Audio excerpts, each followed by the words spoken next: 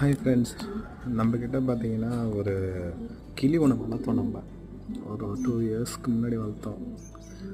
அது ஒரு பூனைக்கு நம்ம ரெக்கை எல்லாம் பறக்க விட்டு தான் வளர்த்தோம். இப்போ ரெக்கை வந்து கட் பண்ணி விட்டதுனால பூனை கடிச்சு நட்டி விட்டுடுச்சு ஒரு டைம். அதனால வந்து பறந்துடுச்சு. இப்போ அடிக்கடிக்கு நம்ம வீட்டுக்கு வராங்க, தெரியுதுங்களா, கொண்டு கேச்சுக்கிட்ட இருக்குது.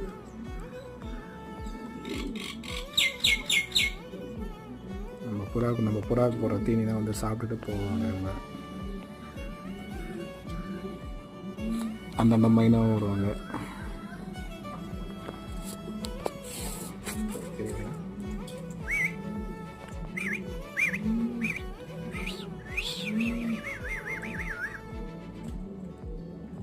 சரிங்களா, புறாவுக்கு போகிற தீனி வந்து சாப்பிட்டு போகிறாங்க.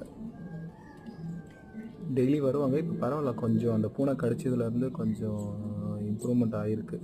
ரெக்கைனா கொஞ்சம்